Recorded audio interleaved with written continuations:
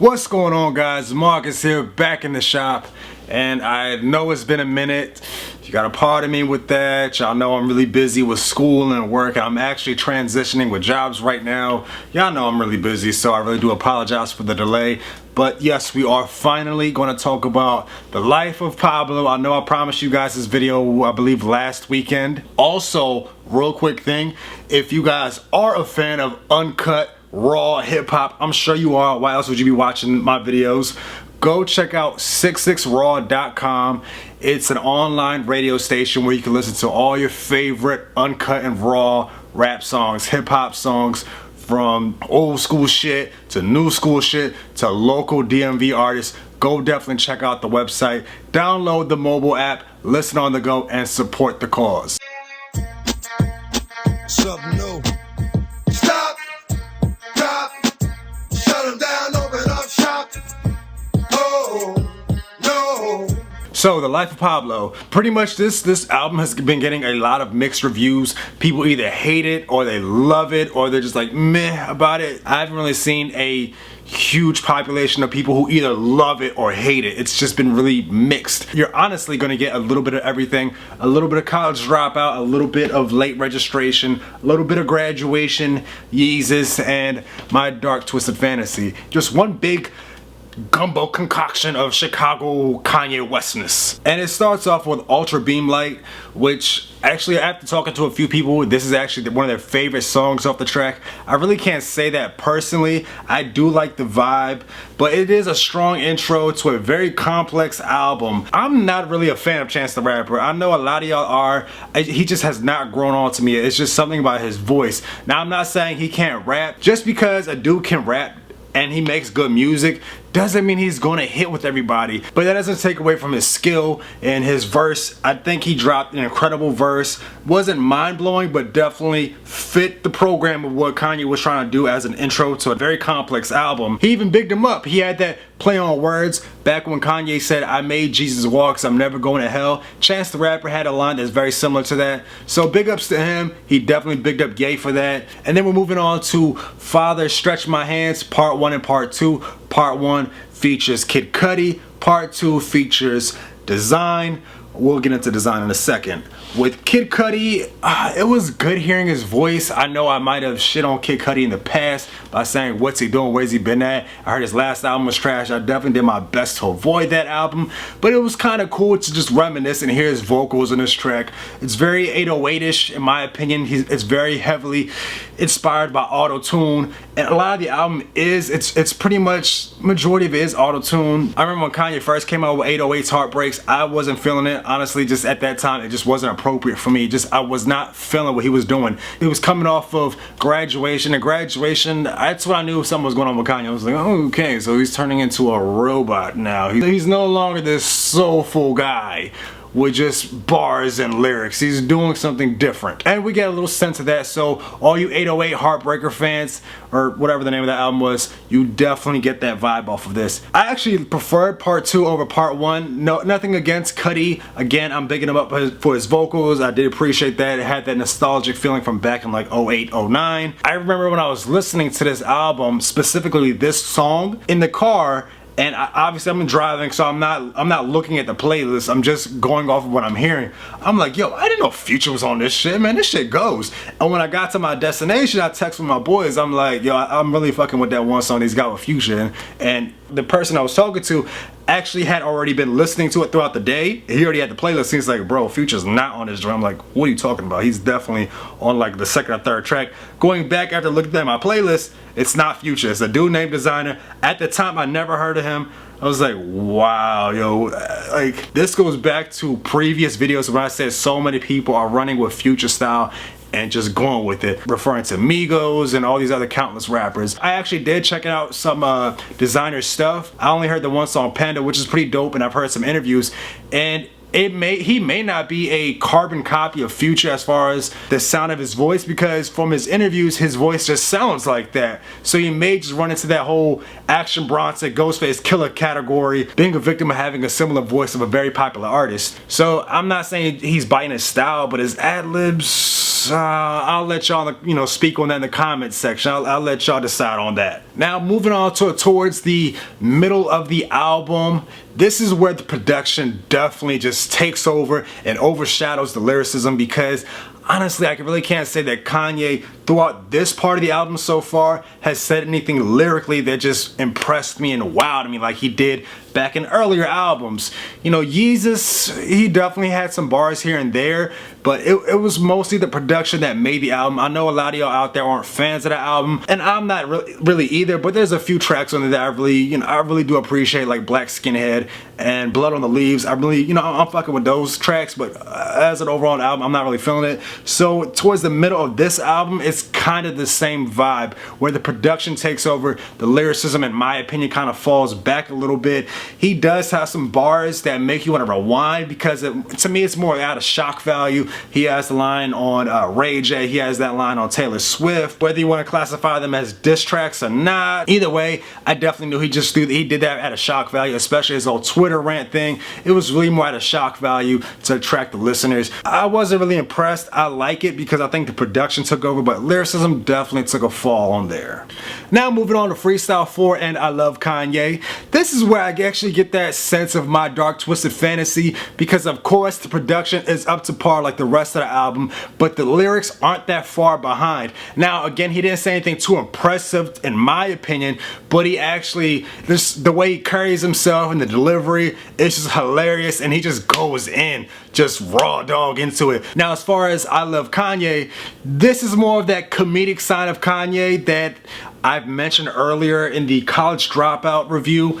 I don't know if y'all remember South Park way back in the day, where they were poking fun of Kanye because of his arrogance and how Kanye was saying he was like the voice of music, which he still says to this day. And I don't remember what album it was. I don't remember if it was My Dark Twisted Fantasy or if it was Graduation, where Kanye referenced South Park and he acknowledged it, and he wasn't really throwing shots back. He just kind of made fun of his own self. The arrogance in this guy is unbelievable, and that's really what I Love Kanye is. It's just him poking fun of himself, because we all know how full of himself he is, and he's aware of that, so he just plays around with it. He's having fun with this, so I do appreciate that, because he does have a sense of humor. Now moving on to Waves featuring Chris Brown.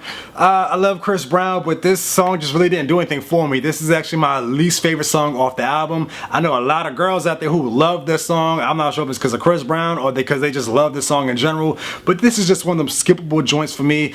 No disrespect to Chris or this song in general, I wasn't really feeling it, and I really don't have much to say about it, so we're just gonna move on past that. Now moving towards the end of the album, the last 8 tracks, which to me personally is my favorite. Honestly, if the Life of Pablo were just to be released with these last 8 songs, including the intermission with Max B, I would have totally been fine with that. FML and Real Friends are other examples of how the production just takes over. Again, the lyricism isn't really there technically, but I don't think a 16 bar verse would do this any justice, especially a real raw 16 bar verse with just the laid back smoothness of these instrumentals. I don't think it would have did anything, so I love what Kanye did here. The name of the songs pretty much speak for themselves. FML, where he's talking about fucking his own life up, featuring The Weeknd. Definitely loved it. And Real Friends is actually something with the same sense but a different take. So instead of him fucking his life up, he's talking about his friends and his cousin who stole his laptop and held it for ransom, and how the people around him are fucking his life up. So it's real tragic and stressful. But I mean, Kanye is still a person, so he still goes through bullshit from day to day basis, which is something that we can all relate to. So these 2 songs I definitely related with, because we all had friends who we think are friends, but they're really there just to fuck with you for the most part, and not in a good way. So I know I mentioned the last 8 tracks are definitely the best highlights out the album, but I will say Wolves is probably the weakest out the 8. My favorite part of the song is actually after Kanye's verse and when Frank Ocean takes over. I don't know, it was really nothing about Kanye's verse on this song that really did anything for me. I mean, I had a sense that he was trying to go real deep within it. You know, he's bringing the church feeling again. He's bringing the real religious side, talking about Mary and Joseph. You really feel like he's being deep within it, but then I feel like he hit like a writer's block wall when he threw in that little corny line about someone trying to steal your sandwich out the fridge or something. Like, it's funny, but I don't know, he kind of took me left there. I really wasn't feeling that. I love the song again, the production, the melody, and that's the cool thing about this album. It's just that, again, the bars don't really hit home. For me personally, I feel like it was more shock value, but the melody definitely took over. Now, moving on to 30 Hours.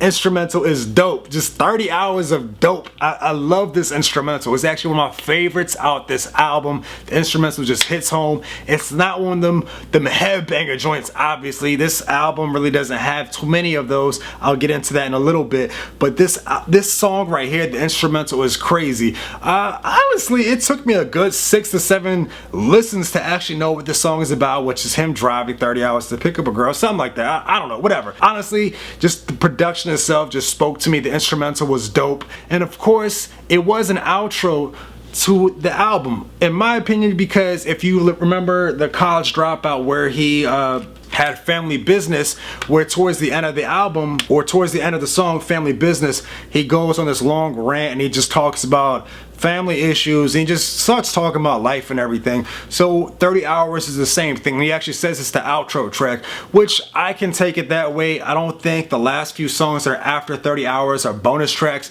but I definitely take them as bonus tracks because I don't see where they would fit the narrative of the album itself. 30 Hours was definitely a good outro to it. The melody, the instrumental, his little monologue towards the end, I loved it. Now here's where we get to the fun side of the album.